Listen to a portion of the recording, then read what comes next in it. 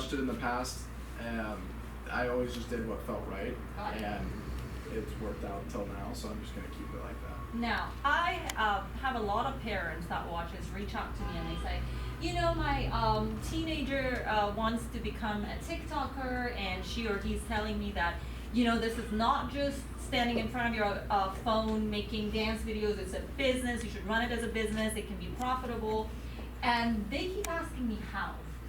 I want you to tell me, as a TikToker, how can you turn it into a business and make money?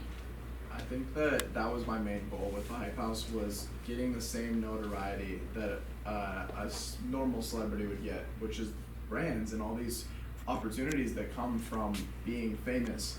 And I was able to relay that to brands when we had people like Charlie, Dixie, Chase, like all these people a part of it. I was like, look at the numbers that they're getting. Mm-hmm. Why are you paying someone who gets 1 million likes from being on a Netflix show, millions of dollars, but you don't view someone with getting 1 million likes on TikTok or Instagram? They don't view it as the same because they're just influencers. But at some point that bridge has to happen, and when the paparazzi is taking videos of us at Saddle and it's getting millions of views, and they're following Justin Bieber and it's getting 12,000 views, it's like you at some point have to realize that attention is going to move, and it's going to go from celebrities to then maybe musicians to then maybe TikTokers and then maybe YouTubers again, and then maybe, but look at the Paul brothers, they're A-list celebrities. Even if you want to call them YouTubers or not, they are A-list celebrities, and it's if you're willing to view them as that and pay them as they should, then that was what I was able to relay to the brands and was able to make a lot of the people a lot of money. Is because why is Addison not a celebrity? She is. She has 40 million followers. She is a celebrity. She's on Netflix now. It's like that reputation is what took so long to build, and I think that's what the Hype House had, that was able to bring that to the people that were a part of it. So juggling a lot of people are out of work, facing economic uncertainty, really struggling. So all of these stressors tend to exacerbate any cracks in the relationship or any struggles. So the first is to be aware of what your triggers are, when you're getting triggered. I like to think of, if you think about your anger and your frustration, let's go from 0 to 10. 10 being you're screaming at your partner and you're saying 10 usually. I'm usually at 10. Go on. Yeah. Well, that's why we want to keep you out of a relationship for a while until you learn some skills. And 0 being like you're totally calm, cool, like hanging on the couch, feeling good.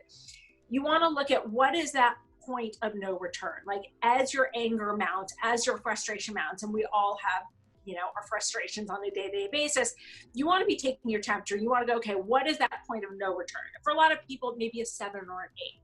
Let's say yours is an 8.